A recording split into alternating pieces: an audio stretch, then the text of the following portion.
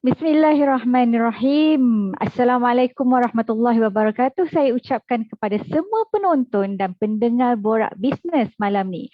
Malam ni anda semua akan bersama saya, Izian Aziz. Saya merupakan seorang pengamal undang-undang atau secara profesionalnya adalah seorang peguam.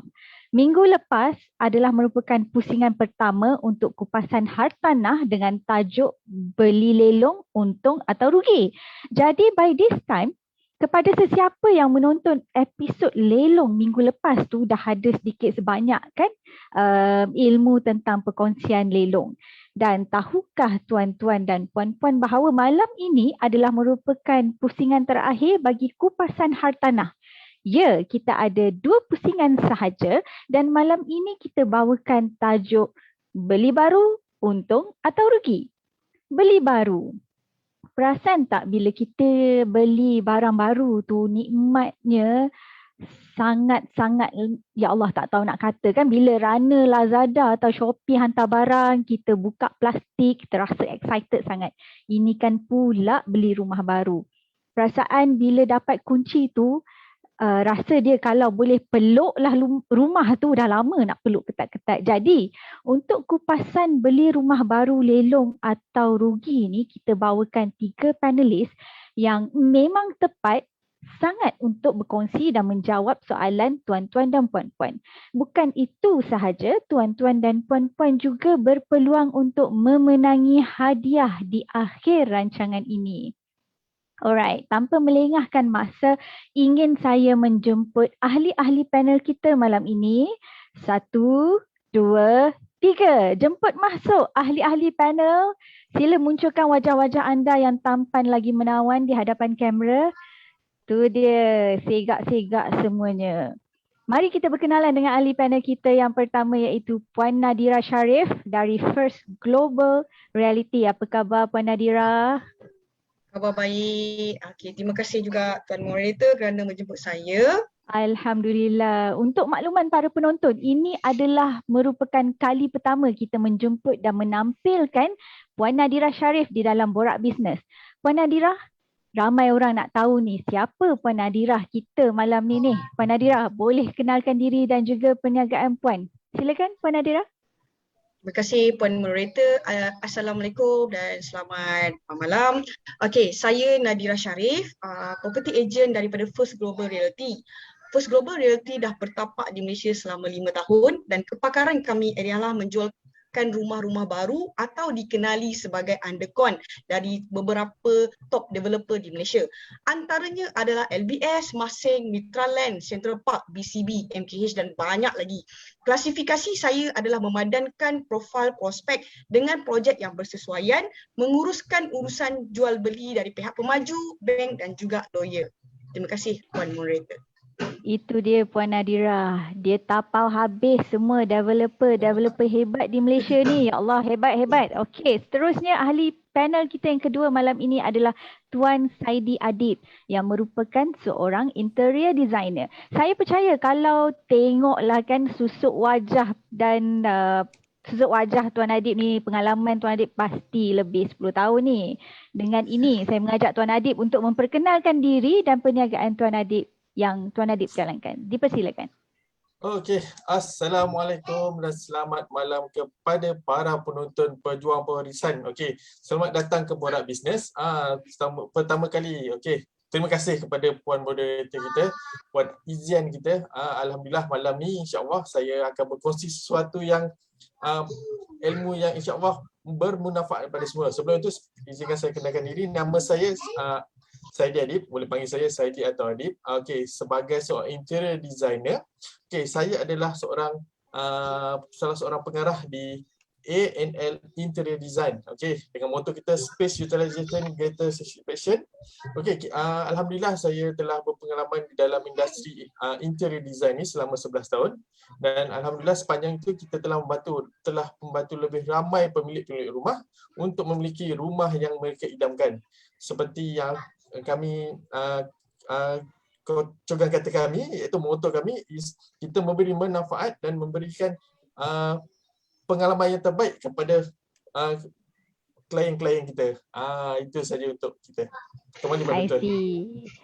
Kan saya dah kata lebih 10 tahun Tuan Adib berkecimpung di dalam bisnes reka bentuk dalaman ni. Hebat-hebat. Okey, seterusnya mari kita berkenalan dengan tak lain tak bukan Tuan Jamil Bakri dari syarikat World Based Solutions Sdn Bhd. Tuan Jamil bukan calang-calang orang dia. Tak percaya, Google lah nama Tuan Jamil ni. Getar lutut saya bila baca biografi Tuan Jamil. Tuan Jamil, jangan segan silu untuk perkenalkan diri dan bisnes Tuan Jamil dengan kami malam ni. Silakan Tuan Jamil. Okey, bismillahirrahmanirrahim. Terima kasih Puan Moderator, Puan Izian, lawyer. Terima kasih juga pada Borak Bisnes, pejuang pewarisan menjemput saya sebagai panel pada malam ini. Nama saya Jamil bin Bakri, syarikat World Based Solutions Sdn Bhd, iaitu syarikat kontraktor G7 yang telah ditubuhkan pada tahun 2007 yang lalu. So sekarang ni kita dah beroperasi melebihi 14 tahun. Jadi kita dulu start dengan grade G2 dan seterusnya kita sekarang dah upgrade ke G7 lah, G7. So antara klien kita kebanyakannya adalah kerajaan dan juga JLC seperti JKR, Pos Malaysia, Telekom Malaysia, Tenaga Nasional Berhad, TNB dan juga UPM Holding. Jadi syarikat kita ni adalah milik sepenuhnya Bumiputera dan juga memiliki sijil ISO dan telah berjaya mendapatkan anugerah kecemerlangan industri selama 4 tahun berturut-turut daripada tahun 2014 hingga 2017. Sekian saja. Terima kasih, Puan Ijan. Sama-sama. Bukankah telah saya katakan tadi bahawa profil Tuan Jamil is so great. Dengan anugerah kecemerlangan 4 tahun berturut-turut serta senarai klien yang hebat-hebat, pasti banyak ilmu dan pengalaman yang Tuan Jamil akan kongsi dengan kita pada malam ni. Saya pasti ramai yang sedia maklum dan mengalami pelbagai bentuk cabaran dalam memiliki hartanah. Tambahan pula dengan keadaan pandemik dan kini kita pun dah masuk ke era endemik, keadaan pasti tak macam dulu lagi kan? Mungkin macam tu. So minggu lepas kita dah kupas cabaran pembelian hartanah lelong. Minggu ini kita nak kupas pula cabaran beli rumah baru. Puan Nadira? Okey, Puan Nadira, seringkali kita lihat dalam berita ataupun di papan tanda, signboard kat tepi-tepi jalan raya kan, ada je iklan rumah baru tengah bina atau akan dibina dan ada juga yang telah siap dibina. Ni nampaknya banyak rumah-rumah baru ni. Baik, sebelum bakal pembeli nak beli rumah-rumah baru ni, saya rasa ada elok kiranya mereka mengetahui terlebih dahulu cabaran-cabaran yang bakal ditempuhi sebelum memulakan langkah untuk membeli rumah baru, supaya mereka lebih bersedia dan tahu what to do next. Sebagai property agent di syarikat Puan, bolehkah Puan Nadira berkongsi antara cabaran-cabaran tersebut dengan penonton dan pendengar pada malam ini? Okey, benar kata Puan Moderator, Puan Izian, setiap kali pergilah dekat mana setiap tahun endemik, pandemik. So permintaan rumah semakin meningkat seiring dengan peningkatan projek-projek baru di sekitarnya. So rumah baru ni kita boleh kategorikan sebagai undercon ataupun rumah yang dah siap tapi tidak terjual dalam tempoh sijil penyiapan dan pematuhan atau bahasa singkatan dia CCC. Okey, dalam tempoh endemik ini cabaran bagi prospek untuk membeli rumah baru adalah lebih kurang ada 7 tips saya akan bagi. Yang pertama, kebanyakannya pembeli dia tidak mengetahui kelayakan meminjam dengan bank. Dia nampak poster, dia nampak harga, dia terus booking tapi dia tak tengok kelayakan. Kedua, tidak ada ilmu asas mengenai jenis-jenis hartanah, HDA ke, master title ke, individu title ke, Malay reserve ke, open title ke. Tak ada langsung ilmu. Okey, ketiga, harga rumah makin meningkat atau saiz rumah makin mengecil. Contoh, nak duduk dekat L tapi nak landed 200k. Tak mungkin. Okey, keempat, tidak mampu bayar progressive interest dari bank. Beli rumah baru memang senang. Kebanyakannya semua fees tu ditanggung oleh developer tapi tak semua developer. Dan selain daripada itu ada progressive interest dari bank. So dia tak mampu, dia tak bersedia. Okey, yang kelima, tidak dapat melihat rumah contoh. Hanya scale model saja diberikan. Hanya setengah-setengah developer mereka tidak mampu menyediakan rumah contoh untuk memberikan bayangan bagaimana rumah yang akan disiapkan 2-3 tahun kemudian. Jadi dia hanya berikan scale model, jadi buyer betul-betul depending on scale model. Yang keenam, rumah baru ada potensi menjadi rumah terbengkalai. Ini kita pun tahu sebab sebelum tahun ini banyak beberapa developer yang di blacklistkan disebabkan menjadi rumah terbengkalai. Dan yang terakhir sekali, tidak memahami charge-charge yang terdapat dalam proses pembelian. Sebab sekarang kita ada HOC tapi ada selain daripada HOC semua fee ke? Dia tak tahu ada charge yang terselindung ataupun ejen sendiri tak bagi tahu. Okey, inilah 7 yang saya bagi cabaran untuk orang yang nak membeli rumah baru. Oh, jadi yang paling penting di sini adalah banyak yang berkaitan dengan kemampuan lah ya untuk mengeluarkan kos. Betul. Okey, persediaan maknanya kos sama ada melalui institusi keuangan ataupun poket sendiri. Kalau tak bersedia dengan cabaran ni, kenalah fikir sekali lagi atau usaha lagi supaya apa yang Puan Nadira sebut tadi tu dapat dilalui dengan baik. Okey, baiklah. Sekarang kita beralih pula kepada panel yang kedua, iaitu kepada Tuan Adib. Saya pernah dengar, kalau nak rumah macam syurga, kena hubungi A&L Interior Design. Dalam nak melangkah masuk rumahku, syurgaku ni, apa yang bakal pembeli ataupun pembeli rumah baru perlu ambil kisah tentang interior design. Mencabar atau tidak untuk mereka mengambil kisah tentang reka bentuk dalaman rumah baru ni, Tuan Adib. Silakan. Okey, terima kasih kepada puan moderator kita. Okey, sebelum saya pergi lebih jauh berkenaan interior design, kita tengok perkara basic, iaitu perkara design. Okey, sebelum kita nak memilih jenis-jenis rumah. Okey, seperti yang tadi Puan Nadirah kita tadi dia dah share macam mana nak beli, apa keperluan, law, apa jenis permintaan. Tapi saya nak ke belakang sikit sebelum kita cakap pasal bentuk rumah sikit. Okey. So yang pertama saya nak sharekan kat sini pasal kalau kita nak beli rumah, sebenarnya saya advise kita tengok, kita bukan ahli geografi tapi kita tengok sedikit kedudukan rumah kita. Kita tengok kat mana matahari naik, kat mana matahari turun. Sebab yang ni memberi impact pada rumah kita sendiri. Sebab faktor matahari ni, kalau matahari pagi, dia tak terlalu panas. Tapi kalau rumah kita menghadap matahari turun, panas dia akan lebih panas daripada panas biasa. It's the best. Dalam ketuhar. Dia tak bakar nanti orang kata. Jadi bukan rumah ke syurga ke, rumah ke dah macam neraka kan?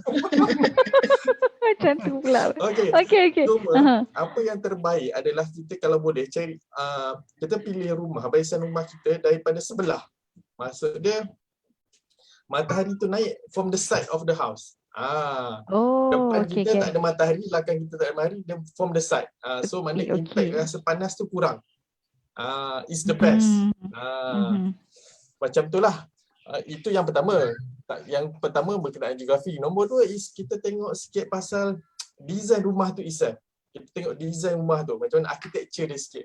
Kita tak suruh kita jadi architecture lah, architecture yang terulung untuk beli rumah macam mana. Tapi kita tengok macam mana rupa bentuk dia.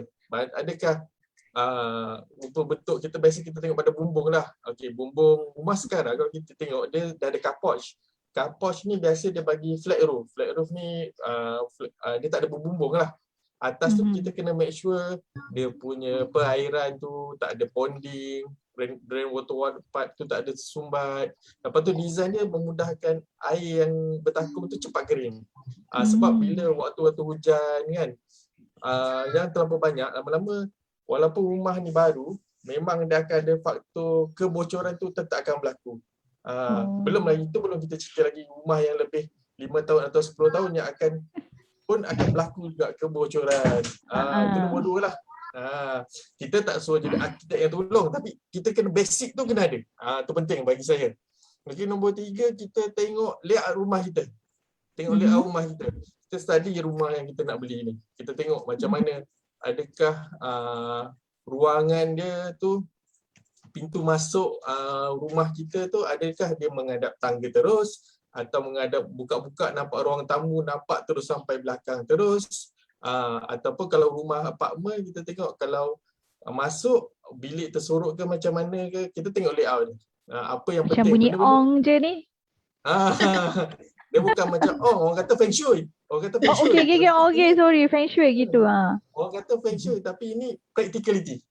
Sebab kalau kita boleh sorokkan perkara-perkara, kadang-kadang kita sebagai pemilik rumah pun rasa macam kalau orang datang, kalau boleh kita nak sorok banyak benda, kita tak naklah mendedah semua kan. Kita nak sorokkan kat mana supaya bilik tu orang tak terlampau perasan. Biar orang masuk rumah tercek-cek bilik kat mana. So private part tu kita boleh pecahkan dua kepada private part yang rumah tu lah, maksudnya kita punya ruang public dengan private punya area lah. Okay, so itu in terms of study lah. And then nombor 4 ada kualiti binaan dia. Kualiti binaan ni macam kadang-kadang kita kena tengok juga nama-nama kontraktor yang pernah buat rumah, apa dia punya profile. Kita tak check banyak tapi kita based on previous punya dia punya projek. Apa komen orang berkenaan dengan projek perumahan dia. Yang macam kita tahu ada projek developer-developer yang memang dah establish dah sama brand dia kan. Yang memang kita tahu kalau macam contoh macam SP Steel ke, ada macam EcoWorld ke, itu kita dah tahu dah dia punya level-level macam mana dah. Kita tahu kualiti yang dia cuba tonjolkan tu macam mana. Itu penting juga. Jenis-jenis kontraktor. Dan last sekali adalah kalau nak beli rumah ni macam kata Puan Nadia adalah kemampuan duit poket. Nak buat ID pun kita kena tengok duit poket juga sebenarnya. Sama aja. Kita maksudnya kita dah beli rumah, kita kena ada certain allocation of budget lah, yang reasonable budget.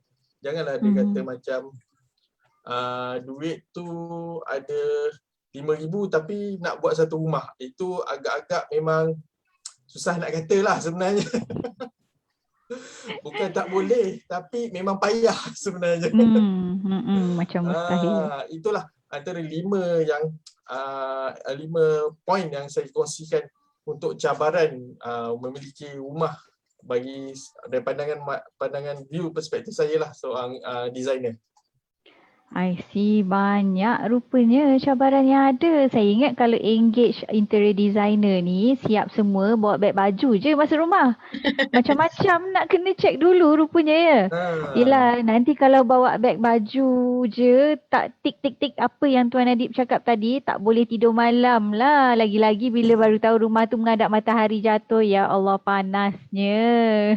Daripada rumahku syurgaku, terbalik pula jadinya. Rumahku nerakaku. Okey, baiklah kita beralih kepada Tuan Jamil. Saya pasti cabaran kontraktor G7 adalah lebih besar dan melibatkan pelbagai sudut yang perlu diambil kira, kesan dan akibatnya dalam membuat keputusan. Sebab Tuan Jamil bukan bina sebuah rumah saja, tapi satu bangunan atau semestinya satu kawasan perumahan yang Tuan Jamil perlu develop. Jadi setiap aspek Tuan Jamil kena teliti sebelum buat keputusan. Tuan Jamil, dalam industri pembinaan sekarang, apakah cabaran yang paling memberi kesan yang kuat kepada para kontraktor G7? Okey, terima kasih Puan Izan atas soalan tu ya. Okey, sebagai kontraktor ni, kontraktor G7 ni maksudnya kalau ikut CIDB, projek kontraktor G7 ni melebihi 10 juta lah. Jadi 10 juta ni amount yang besar lah untuk kita buat projek construction ni. Jadi antara cabaran utama dia sekarang ni, of course kita juga terkesan dengan pandemik sekarang ni, COVID-19 ni kan. Jadi cabaran yang paling utamanya adalah harga barangan pembinaan yang kian meningkat lah. Jadi semua meningkat melebihi 30%, 40% dan mungkin ada yang lebih 60%. Jadi ini selain daripada itu juga, selain daripada untuk mendapatkan pekerja binaan yang separuh mahir lah, kebanyakannya kita kat Malaysia ni memang banyak foreign workers kan yang kerja dalam bidang construction ni, especially Bangladesh, Indonesia, Myanmar dan banyak lagi. Jadi saranan saya disebabkan harga yang meningkat ni, jadi kita perlu, orang kata dalam kita melaksanakan projek tu, kita perlu ada strategi untuk pastikan projek yang kita laksanakan tu supaya tidak rugilah dengan harga apa yang kita bida dulu. So antara perkara yang kita perlu pastikan yang paling utama ialah pengurusan projek yang cekap bagi mengelakkan sebarang pembaziran lah. Jadi sebenarnya banyak strategi yang kita boleh laksanakan dan saya hanya ingin berkongsi sebahagian daripadanya lah. Jadi yang pertamanya, kalau harga of course harga meningkat ni kita boleh kurangkan dengan dia kalau kita beli secara bukal. Maknanya kita beli dalam volume yang besar dan mungkin kita boleh negotiate dengan supplier ataupun manufacturer untuk barangan yang kita nak terlibat dalam pembinaan. Itu yang pertama. Yang kedua, kita juga of course kita ni manusia dalam buat bisnes ni kita perlu ada hubungan yang baik jugalah dalam pembekal. Jadi mungkin kalau pembekal tu mungkin kalau dia harga dia tak bagi kurang pun mungkin dia boleh bagi kredit. Kredit ni pun lebih baik maknanya dia bagi kredit 30 hari ke 60 hari ke. Jadi kita ada ruang, kita ada masa untuk kita play around dengan kita punya cash flow tu sementara kita menunggu payment daripada pihak klien kita. Jadi kalau selain itu nombor 3, kalau contohnya projek kerajaannya yang melebihi 50 juta, kita perlu melalui proses yang dipanggil value management ataupun kita panggil VM lah. VM ni adalah proses analisa untuk mengawal kualiti, pembaziran supaya kita boleh jimatkan masa dan tenaga dalam projek yang kita laksanakan ni lah. Jadi ini antara perkara yang kita perlu lihat semasa kita melaksanakan projek. Jadi dalam melaksanakan projek yang besar ni memang saya cakap kita perlu ada pengurusan yang cakap. Kalau tidak kita tergelincir sikit je, kita akan rugi. Rugi dalam projek pembinaan tu. So ini saja yang saya nak kongsikan. 3 saja. Kalau nak tahu lebih lanjut, nanti kita boleh kata boleh hubungi saya, kita boleh cerita panjang. Itu saja daripada saya. Terima kasih Puan Ezian. Maknanya selain daripada cabaran produktiviti, prestasi projek, tenaga buruh, cabaran kenaikan harga barang, pula datang menjengah terutamanya ekoran daripada pandemik yang kita lalui baru-baru ni. Okey, inilah kenyataan yang sebenarnya ramai tidak tahu ataupun kurang arif. Terima kasih Tuan Jamil kerana memberi pencerahan tentang aspek cabaran ni. Okey, setiap panel sudah melepasi round 1 pada malam ni. Sekarang kita masuk round 2, round terakhir. Kepada para penonton dan pendengar, jangan lupa kita ada kuis di akhir rancangan ni. Pastikan anda kekal berada di Borak Bisnes untuk berpeluang memenangi hadiah yang disediakan khas daripada panel-panel jemputan kita malam ini. Okey, saya kembali kepada Puan Nadira semula. Puan Nadira ada senaraikan tadi cabaran-cabaran pembeli yang ingin membeli rumah baru. Now kita dah tahu cabaran tu, jadi macam mana Puan Nadira nak menasihati bakal-bakal pembeli ni supaya ataupun untuk mengelak atau bersedia dengan cabaran-cabaran yang disebutkan tadi. Silakan Puan Nadira.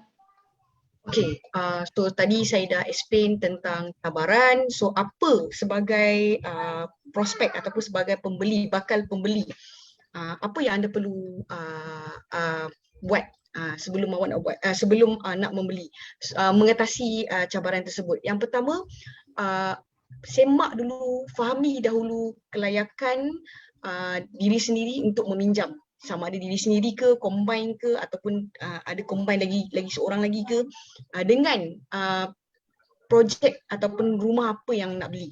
Yang kedua, semak latar belakang pemaju, prestasi dan juga projek-projek yang sebelum ni hasil daripada developer tersebut. Yang ketiga, nasihat saya kepada prospek agar membuat lawatan ke tempat hartanah, lihat sendiri rumah contoh dan juga pergi dekat tapak projek. Sebab kita takut bila dia cakap okey ni projek, biasanya bila setiap projek yang dilakukan dia akan ada satu macam kita panggil dia punya papan tapak pembinaan punya apa tu, signboard projek apa, developer siapa, kontraktor siapa, lihat sendiri. Okey, yang keempat, dapatkan sedikit ilmu asas hartanah. Tak perlu banyak, tak perlu jadi expert. Dapatkan sebesit. Sebab sekarang ni boleh Google je. Kita cakap master title, rumah apa, bajet berapa, semua boleh Google je. Tapi dapatkan sedikit ilmu asas hartanah. Dan last sekali, fahami charge-charge yang terlibat dalam proses pembelian rumah baru. Sebab kena ingat, bila rumah baru, ada sebahagian pemaju menanggung beberapa fees ataupun charge. Okay, ada setengah developer dia buat package macam ni, dia tanggung semua. Ada setengah developer dia hanya tanggung separuh. Tapi yang separuh lagi dia masuk dekat loan. Dia kata tak perlu bayar tapi dia masuk dekat loan. So fahami dahulu charge-charge yang terlibat dalam proses pembelian. Oh, okey. Ingat tuan-tuan dan puan-puan, kata kuncinya di sini adalah semak. Yang pertama, semak kelayakan loan. Yang kedua, semak latar belakang pemaju perumahan tadi ya, Puan Nadira. Okey. Yang Betul. ketiga, semak rumah yang nak dibina, dan yang keempat, semak kos-kos yang terlibat untuk pembelian rumah ni. Bukan kos time nak beli je kan, Puan Nadira? Betul. Time menghuni atau nak tinggal dekat situ pun nanti ada kos. Contoh cukai tanah, cukai pintu, maintenance kalau ada kan. Okey, terima kasih Puan Nadira. Tuan Adib, waktu Tuan Adib ceritakan tentang cabaran di waktu first round tadi, saya tengok banyak checklist yang kena tik-tik tu. Tuan Adib ada tak rumusan ataupun senarai langkah-langkah yang boleh penonton dan pendengar kita malam ni semak so that nanti bila masuk rumah baru tu bolehlah kita orang bawa beg baju je atau tak boleh juga nak bawa beg baju saja, kena bawa benda lain juga. Silakan Tuan Adib. Okey, terima kasih Puan Moderator. Okey, tadi saya dah bercerita berkenaan, saya dah kongsikan berkenaan dengan perkara-perkara asas yang perlu kita ambil tahu sebelum kita memiliki rumah. Dan sekarang setelah kita dah beli rumah atau memiliki rumah, okey, perkara yang lain yang kita perlu tahu adalah kita harus mempunyai certain budget, sebab kita tahu kita dapat rumah baru ni kan, semuanya kosong. Kadang-kadang kita ada floor finishes, kita ada wall finishes sikit-sikit kan, ada tile, ada cat, ada tile kat dapur, tapi semua kosong. So kita kena ada allocation budget, maknanya kita kena bagikan setengah kos tu untuk kita buat perkara asas untuk rumah. Maknanya kita persiapkan perkara asas macam pasang lampu, tambah air ke, tambah kepala pipe ke, perkara-perkara asas macam tu. Dah perkara asas tu baru kita tambahkan bajet sekali untuk kalau yang berminat untuk dapatkan perkhidmatan interior design, masukkan sekali kos untuk ada buat design sekali. Yang situ baru boleh datang bawa beg. Datang masuk bawa beg. Mak kata kita kalau kita dah susun elok-elok kos ni, insya-Allah kita boleh dapat macam kat TV. Makeover home datang, wow. Tu dia. Okey. So itu yang pertama, okey, kita kena semak kos kita, bajet kita, itu penting. Dan kalau boleh kita faham, kita punya excited untuk ada rumah baru ni, tapi kadang-kadang kita pun harus berbelanja berwaspadalah sebenarnya. Tak adalah kita buang semua duit kita kepada satu tempat saja. Mungkin kita nak buat ID untuk rumah ni, mungkin kita boleh buat stage by stage lah. Kita bagi satu ruang. Yang tu macam tu pun boleh juga. Tapi yang tu kita perlukan satu, orang kata, disiplin untuk diri. Disiplin untuk satu bulan ni buat satu ruang, bulan depan buat satu ruang, bulan lagi kita buat ruang. Tapi kalau ada bajet lebih, boleh buat semua terus. Okey, itu satu. Nombor dua, dapatkan mereka bentuk ID yang dah memang expert dan tahu macam mana nak menyelesaikan masalah anda. Okey, kita sebab kadang-kadang ID ni pun ada macam-macam lah. Kita macam kontraktor juga sebenarnya kan. Kita tak nak anda tertipu. Kadang-kadang kita ada yang setengah ID atau setengah dekorator, dia katakan saya boleh bagi anda semua. Tapi bila bagi anda semua, lain pula jadinya tiba-tiba. Lain yang minta, lain yang mendapat. Itu yang kita risaukan. Kalau boleh dapatkan yang memang valid, yang pernah ada pengalaman dan dia biasa dengan karakter rumah-rumah dan jenis pembinaan rumah. Itu penting. I see. Okay. Dan nombor tiga bagi saya adalah kalau kita nak memaksimumkan kawasan rumah. Maksimum mungkin kita dah beli rumah, lepas tu kita ada hajat. Rumah ni tak cukup besar. Mungkin ada setengah orang kata rumah saya ni tak cukup besar lah. Saya rasa macam saya nak extend lah rumah saya. Okey. Kita nak extend belakang ke, depan ke. Kita tengok juga status rumah. Sama ada rumah ni rumah serata ke, rumah bermilikan tunggal ke, 99 tahun ke, kita tengok macam mana. Dan law, undang-undang yang dikenakan daripada developer. Okey, developer kepada kita. Ada setengah developer ni dia tak boleh tak izinkan kita membuat renovasi yang terlampau ekstrim, terlampau banyak sehingga menukar fasad dan desain rumah dia. Itu adalah karakter dia. Dan juga dalam masa yang sama perlukan dapat nasihat daripada majlis daerah atau PBT, pihak yang bertanggungjawab. Kerana kita takut kadang-kadang ada setengah pemilik rumah dia kata, tak apa, you langgar je, you jalan je, I boleh buat, I bayar je. Okey. Hari tu, di waktu itu, sebelum kena saman, memang dia kata you langgar je. Bila dia dah kena langgar dengan majlis pembenaran, kita balik yang kena. Kita tak nak isu-isu tu terjadi.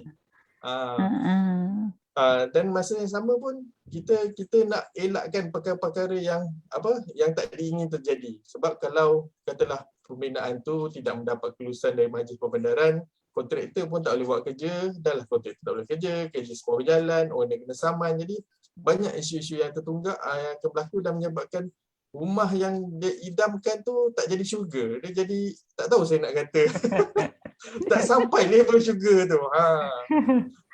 Tak cukup lagi tingkat yang janji kata nak buat tu sebab dah kena saman dengan majlis ya.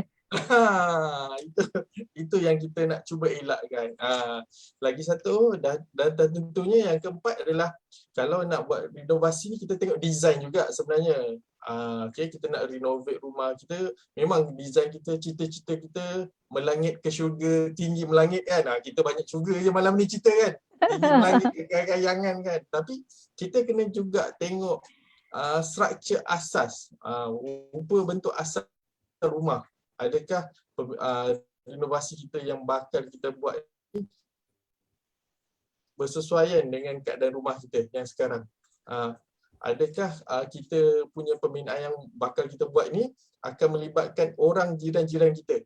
Kalau kita rumah kampung, rumah serigit tak apa, rumah banglo serigit pun tak apa. Tapi bila kita attach to each other punya rumah, dan memang kita memerlukan perkara-perkara ni kita relook balik. Itu antara dia 4 nasihat saya. Okey. I see. Saya nak tanya tambahan soalan kecil daripada saya. Bila kita dapat kunci daripada developer tu kan, macam mana dengan defect works yang kita nampak kat situ tu? Adakah salah satu perkara yang perlu kita lakukan ataupun interior design boleh bantu di situ? Okey.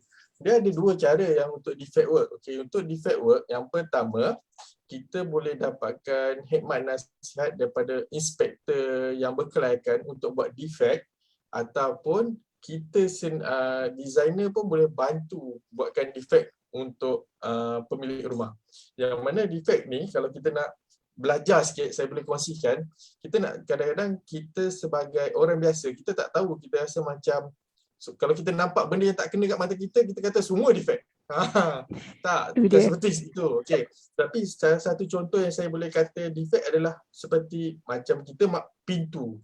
Pintu kita masuk, lepas tu pintu tu sengit. Maksud dia macam kita buka ketat, lepas tu nak tutup balik susah. Lepas tu kita tengok pintu tu macam dia sengit menepi. Itu antara salah satu defect. Buka boleh, tutup tak boleh. Lepas tu kalau kita tengok lantai ni kita kata jubin, pemasangan jubin, kita tengok hollowness. Hollow ni kekosongan pada bunyi lantai. Kalau kita boleh kenal pasti lantai ni kalau kita pijak dia bunyi padat tu, maknanya penuh simen. Kalau ada kekosongan tu, dia dah consider dia kita panggil defect jugalah kat situ. Antara yang lagi satu kalau untuk dinding pun sama, faktor yang sama. Dinding pun ada hollowness ataupun kita tengok crack. Crack ni ada 2 jenis, retak ni ada 2 jenis retak. Retak yang pertama retak di permukaan atau retak struktur bangunan. So yang ni antara perkara-perkara asas yang kita kena tengok lah. Selain daripada bumbung bocor tu memanglah kita kena tengok, ceiling berlubang tu pun kita kena tengok, dan persekitaran rumah tu pun kita kena tengok juga. Maknanya kalau rumah ada kat depan tu ada pagar gate ada sengit ke, pagar gate dah patah ke, itu memang kita panggil dia defect lah. So defect work pun jangan lupa. Itu poin kelima. Thank you Puan Nizian kerana mengingatkannya. Hampir terlupa saya. Jadi saya terfikir sekejap berkenaan dengan defect bila cakap pasal bangunan semua tu kan. Okey, terima kasih Tuan Adib. Alhamdulillah saya rasa saya nampak dah apa nak kena buat bila dapat kunci masuk rumah baru nanti ni. Apa yang saya dapat lihat untuk lantik interior designer selepas dapat kunci rumah tu memang penting. Bukan saja dapat bina syurga buat keluarga, tapi mereka ni dapat check keadaan rumah tu untuk kita yang macam saya ni tak tahu apa-apa. Manalah tahu dinding atau lantai. Kita orang ni mana kita orang tak tahu lantai ke dinding tu hollow tak hollow, lantai tak level.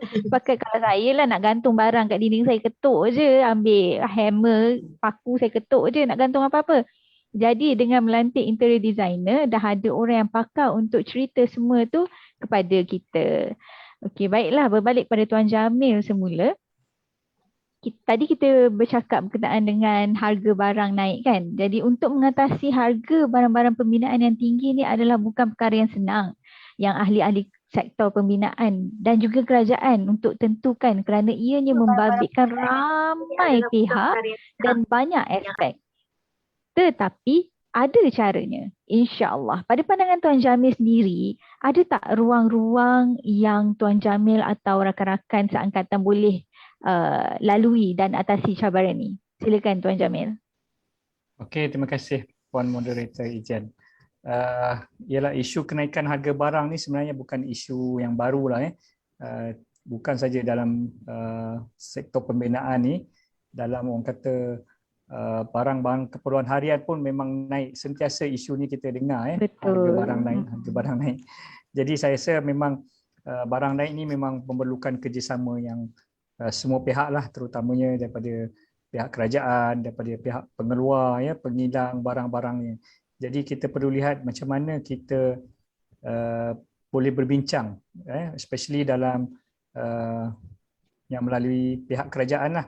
Contohnya macam kalau keperluan barangan tu KPDNKK lah, Kementerian Pengguna kan. Jadi barang-barang tu setengahnya memang dikawal oleh kerajaan. Jadi kalau contohnya barang-barang itu melibatkan import, jadi memang perkara ini perlu dibincangkan antara pihak kontraktor dan juga kerajaan. Tapi kita sebagai kontraktor ni kita perlu tahulah dia punya saluran untuk kita berbincang dengan kerajaan ni. Tak bolehlah kita datang sorang-sorang kan cakap harga barang naik. Jadi apa yang kita boleh buat, kita boleh orang kata join persatuan-persatuan di luar sana banyak sebagai contoh saya sendiri terlibat dalam Dewan Perniagaan Melayu Malaysia Putrajaya. Ini adalah contoh persatuan yang mungkin kita boleh join supaya kita ada orang kata suara yang besar lah, suara yang ramai yang melalui persatuan ni. Contohnya kalau kontraktor ada juga Persatuan Kontraktor Melayu Malaysia, Persatuan Kontraktor Bumi Putera Malaysia, ada MBAM Master Builders Association Malaysia. Ini semua adalah persatuan-persatuan yang diwujudkan untuk menjadi pengantara antara industri player dan juga kerajaan. Jadi kita boleh tengoklah macam mana kalau kita boleh berbincang dengan pihak kerajaan ataupun kita cadangkan insentif-insentif yang mungkin kerajaan boleh laksanakan supaya harga barangan tu masih boleh dikontrol, dan juga kita tahu memang sektor pembinaan ni perlu kerana ia boleh merancangkan ekonomi negara kita juga. Jadi kalau orang kata daripada projek yang besar tu ramai yang akan dapat bisnes daripada situ. Contohnya kawasan tu nanti kedai makan pun dapat bisnes, of course yang pembekal barangan-barangan tu dapat, insurans dan banyak lagi semua. Kalau maknanya projek tu besar, nilai dia ramai yang akan dapat peluang bisnes, dipanggil scheme of business kat situ. Jadi ini saya sarankan pada yang luar sana tu, yang mana belum join mana-mana persatuan, silalah join. Jadi dalam bisnes ni kita perlukan networking. Jadi networking ni yang penting lah untuk kita sama-sama bawa suara kita, apa isu kita, apa concern kita untuk dibawa berbincang dengan pihak yang berwajib lah, terutamanya kerajaan lah. Itu saya punya saranan lah. Terima kasih Puan Izan. Okey, saya tertarik bila Tuan Jamil menyebut tentang merancangkan lagi ekonomi sektor pembinaan, kerana langkah seterusnya bagi industri ini adalah dengan bersedia untuk masa depan digital pula. Seperti yang Tuan Jamil sebutkan tadi, semua pihak dalam industri pembinaan perlu berpadu tenaga untuk menyelesaikan masalah yang dihadapi, mungkin dengan melibatkan diri dalam persatuan-persatuan sebagai penyampai suara para kontraktor ni kan. Tambahan pula ekoran kesan daripada penularan pandemik COVID-19 ni untuk masing-masing meneruskan kelangsungan. Okey, baiklah. Kita sudah hampir tiba di penghujung rancangan. Barang-barang Lazada, barang-barang Shopee tadi kita dah buka, kita dah tengok dalam tu okey ke tak okey, nak peluk ketat-ketat pun boleh. So, oleh yang demikian, sukalah kiranya para panel kita malam ini memberi sedikit perkongsian pengakhiran. Mungkin tips-tips yang berguna atau strategi-strategi ataupun nasihat-nasihat yang terakhir buat para penonton dan pendengar malam ini. Okey, seperti biasa, ladies first. Saya silakan Puan Nadira untuk berkongsi. Okay, terima kasih Puan Aizian. Ada 3 tips yang saya nak bagi kepada penonton pada malam ini.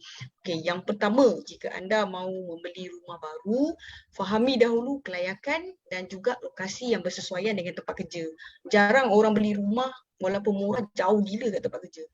Okay, unless dia ada backup plan. Mungkin kerja dia mungkin boleh cari branch-branch yang berdekatan.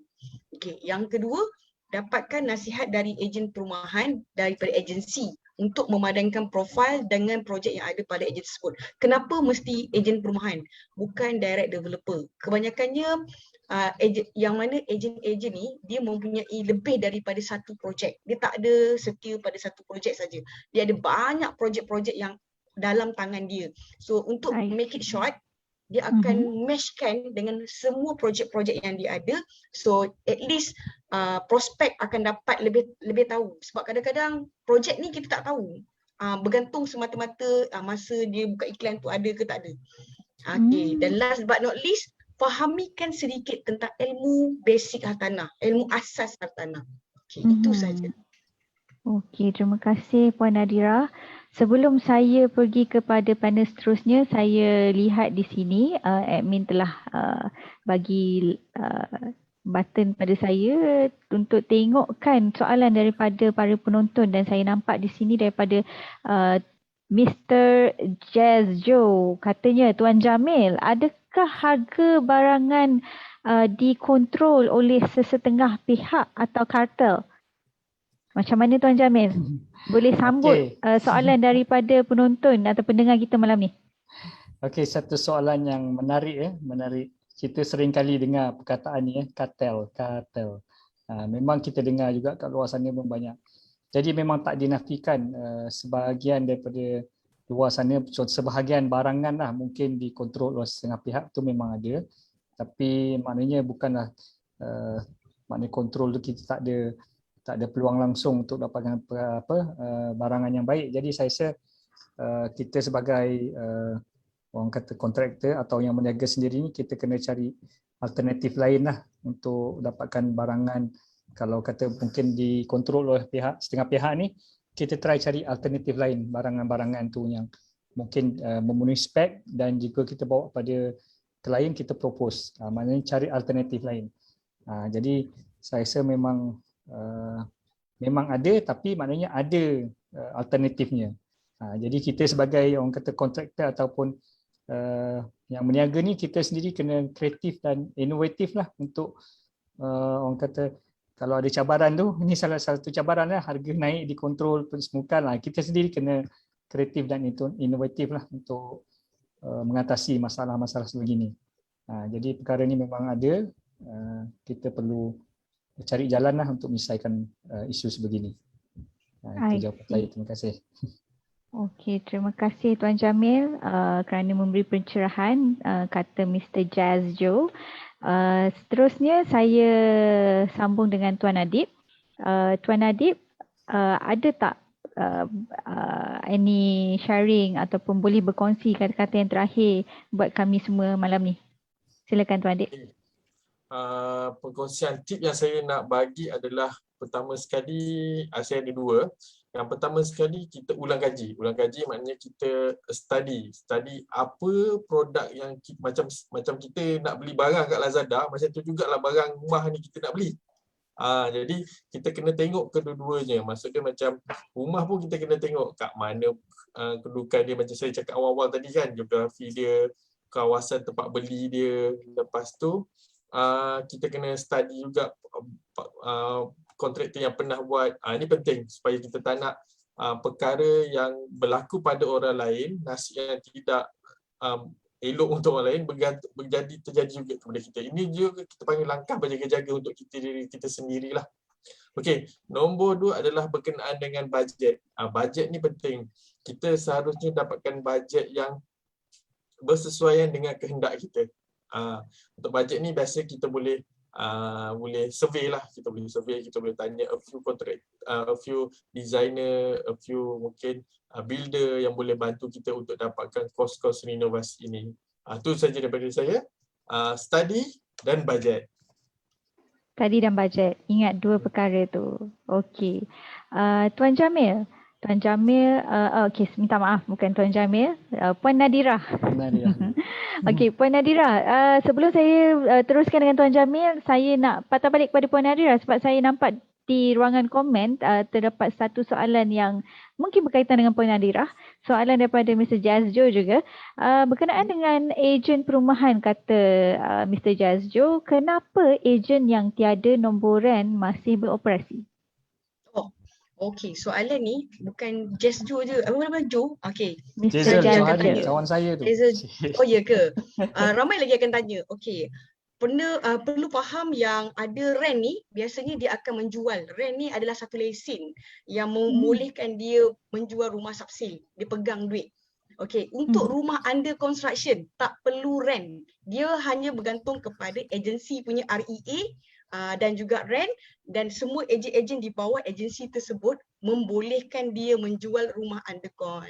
So kalau nak bercakap tentang RAN, REA, so RAN dengan REA ada fungsi yang berbeza. So mostly kalau RAN ni, kalau let's say orang nak RAN tu, dia nak jual subsale boleh, dia nak jual under con pun tak ada masalah. Sebab dia pun RAN ni mesti attach dengan agensi. Tak ada lagi RAN independent, dia pegang RAN independent, tak boleh. Okey, semoga dapat menjawab dengan apa tu? Apa tadi Encik Jazjo. Yes, Johan Jo. Sebab undercon dia bukan subsale. Duit semua direct developer. Kita tak boleh pegang. RAN berbeza. Dia ada down payment lah, dia ada itulah, inilah, ikut kepada budi bicara dan strategi antara ejen dan juga owner. Harap dapat menjawab. Okey, terima kasih Puan Nadira. Okey, dan perkongsian tips-tips yang terakhir daripada Tuan Jamil lah. Last but not least, Tuan Jamil, mungkin ada tips-tips terutamanya untuk ahli-ahli kontraktor yang lain malam ni?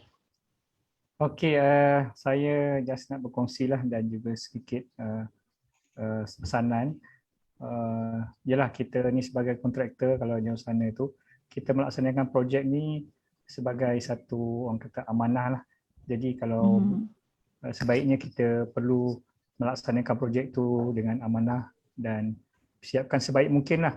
Sebenarnya kalau kita buat projek, contohnya bangunan seperti contoh sekolah. Jadi yang penting tu niat tu kita buat sebaik mungkin sebab kita tahu lepas bangunan tu siap, contohnya nanti ada pelajar yang akan belajar dalam bangunan tu. Jadi memberikan keselesaan pada mereka. Jadi inilah tu yang kata niat tu penting, dan bila kita buat perkara yang baik, orang pun dapat manfaat, insya-Allah pahala tu akan berterusan lah. Itu yang penting, niat tu ya.